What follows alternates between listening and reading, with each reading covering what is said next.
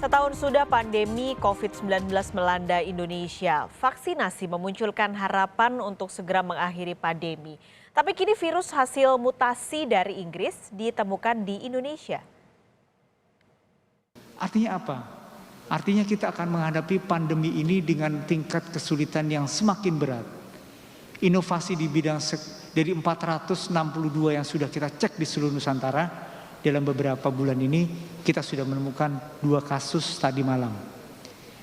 Dan refleksi itu akan membuat tantangan baru kita ke depan untuk lebih mengembangkan proses-proses yang berkaitan dengan riset yang semakin cepat, model-model penanganan yang lebih baik, dan studi-studi epidemiologis secara analitik karena proses mutasi ini sudah ada di sekitar kita.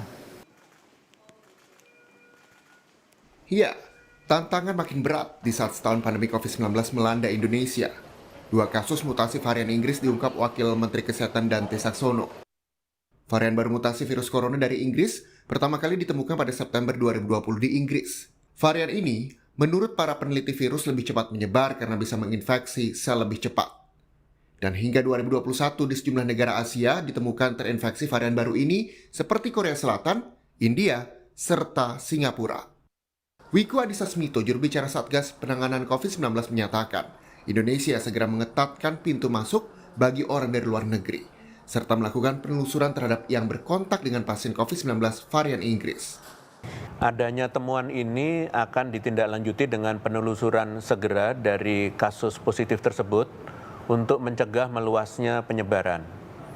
Untuk saat ini, petugas di pintu kedatangan serta berbagai unsur yang terlibat termasuk kementerian lembaga terkait bersama Satgas akan terus melakukan monitoring dan evaluasi terhadap implementasi di lapangan. Sebelum varian baru ini ditemukan, Satgas Penanganan COVID-19 pusat dan daerah sudah punya pekerjaan rumah yang intensif. Menyosialisasikan dan menegakkan aturan tentang protokol kesehatan. Pemakaian masker dan tidak menimbulkan kerumunan jadi fokusnya. Survei Litbang Kompas pada 24 hingga 31 Januari 2020 memberikan gambaran. Rata-rata, lebih dari 20% warga abai dengan protokol kesehatan. Rinciannya, yang selalu mengenakan masker hanya 84,5%, 14,7% jarang, dan 0,8% tak pernah pakai. Lalu hanya 61,7% yang selalu jaga jarak, 32,8% jarang, dan 5,1% tidak pernah. Dan yang selalu mencuci tangan hanya 77,8%, sementara 21,1% jarang dan 1,1% tidak pernah cuci tangan. Dengan kondisi demikian, tugas Satgas memang jadi lebih berat. Di tengah upaya gencar vaksinasi untuk menghentikan pandemi, Senin, 10 juta bahan baku vaksin dari Sinovac kembali datang ke Indonesia. Tapi vaksinasi ternyata pun bukan jaminan pandemi berakhir. Dari pengumuman World Health Organization atau Organisasi Kesehatan Dunia, COVID-19 diprediksi bakal menjadi endemi. Artinya, COVID-19 tak hilang dari dunia. Epidemiolog pun memprediksi endemi baru terjadi setelah 2021. Saya sudah sampaikan skenario yang paling mungkin dari pandemi adalah bukan ke epidemi namun ke arah endemik. Tidak bisa hilang dari permukaan bumi karena satu-satunya yang sekarang ini terbukti bisa hilang dari permukaan bumi adalah variola, penyakit cacar. Yang lain tidak bisa, hepatitis B masih ada, hepatitis C juga, bahkan HIV/AIDS sudah 40 tahun lebih tetap nongkrong di dunia. Apakah bisa terjadi bulan April atau bulan Agustus? Nah, itu perlu upaya yang amat sangat luar biasa. Terkendali masih mungkin, namun untuk menjadi endemik mungkin masih tahun-tahun berikutnya. Dengan semua fakta ini, setelah 1 tahun pandemi, pemerintah dan masyarakat masih wajib waspada. Meski vaksinasi dipercepat, pemerintah tetap punya kewajiban menegakkan protokol kesehatan di tengah masyarakat. Tim Liputan, Kompas TV. Kompas Siang pada hari ini sudah bersama dengan juru bicara vaksinasi Kementerian Kesehatan Siti Nadia Tarmizi untuk membahas lebih lanjut soal munculnya varian baru Inggris di Indonesia. Ibu Siti Nadia, selamat siang. Selamat siang, Bapak sekali. Ini muncul masuk Bu ya varian dari Inggris, varian baru COVID-19 dari Inggris sudah ada di Indonesia. Sejauh ini tracingnya seperti apa Bu? Iya, jadi ini kan kita tahu bahwa penemuan variasi atau mutasi ini kan berdasarkan tentunya hasil surveillance yang memang sebenarnya WHO itu bersama negara-negara lain itu meminta semua negara memantau perkembangan mutasi yang terjadi pada virus. Khususnya karena saat ini kita pada saat pandemi COVID-19, salah satunya adalah virus COVID-19 ya. Karena kita tahu bahwa virus ini memang adalah nature-nya melakukan mutasi ya. Karena dia untuk bisa bertahan itu mereka harus melakukan mutasi supaya tadi bisa menyesuaikan dengan berbagai kondisi dan keadaan yang ada. Nah, memang mutasi virus COVID-19 ini adalah suatu hal yang biasa terjadi. Tetapi dari hasil salah satu penemuan di Inggris bahwa varian B177 ini merupakan mutasi virus yang memberikan dampak terhadap penularan virus COVID-19. Nah, ini yang tentunya Indonesia terakhir Desember itu Singapura sudah mengatakan sudah menemukan variasi ini dan kita kemarin hari Senin itu terkonfirmasi ada 2 kasus yang masuk ke Indonesia dan juga terkonfirmasi merupakan mutasi dari virus COVID-19 yaitu varian B177.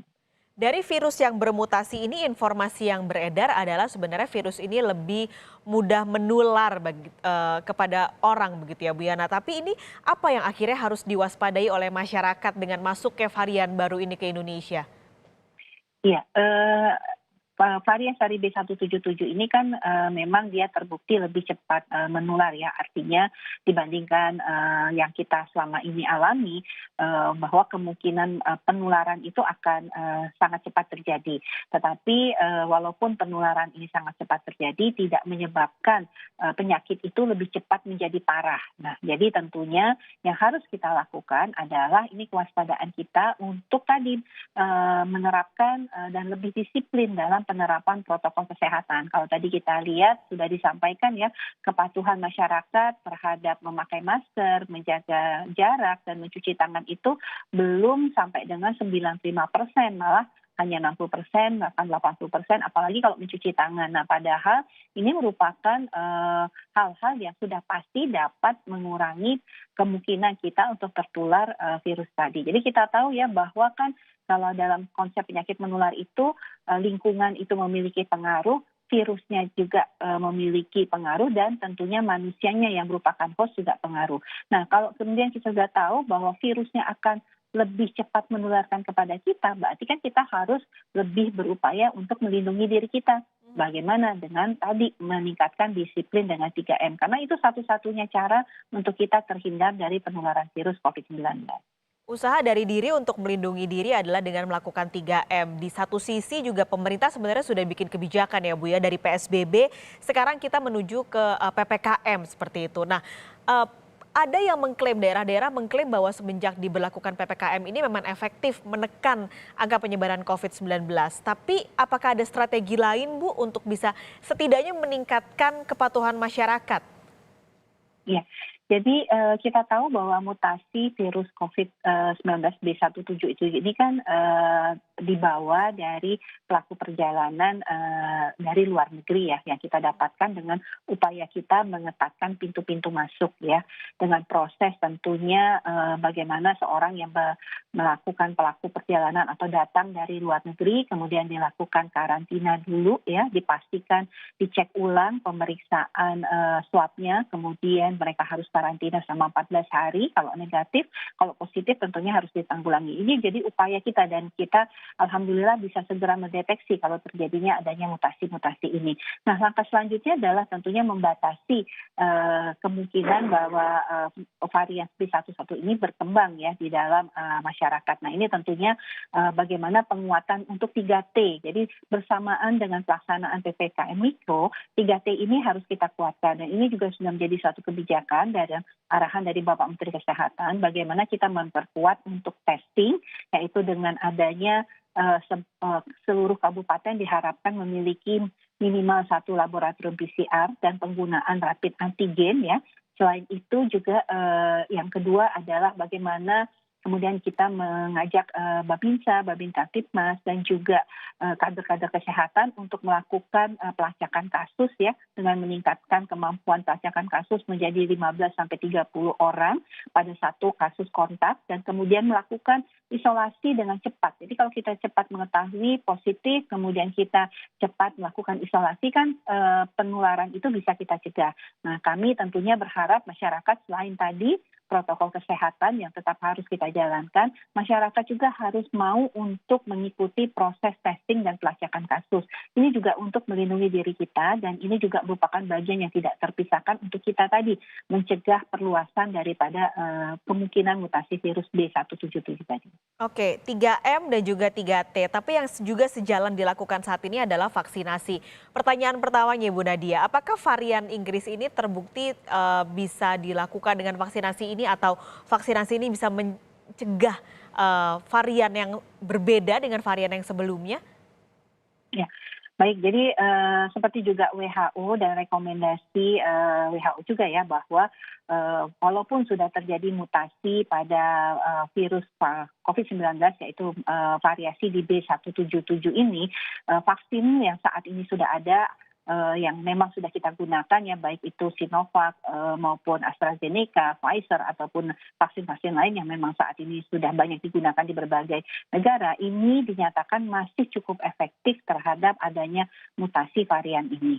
Dan tentunya kita harus melaksanakan vaksinasi ini sesuai dengan waktu yang sudah kita tentukan ya, supaya jangan sampai muncul mutasi lain yang kemudian berpotensi sehingga vaksin ini menjadi tidak efektif lagi. Tapi sampai saat ini vaksin yang kita gunakan untuk proses vaksinasi pelaksanaan COVID-19 dan WHO juga sudah mengatakan masih cukup efektif untuk bisa menanggulangi pandemi COVID-19. Berarti targetnya masih di akhir tahun Bu akan selesai, atau ada target waktu lain?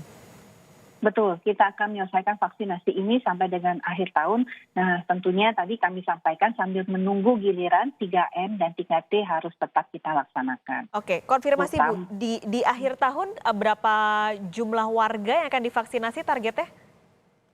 Total sesuai dengan peta jalan kita adalah sejumlah 181,5 juta.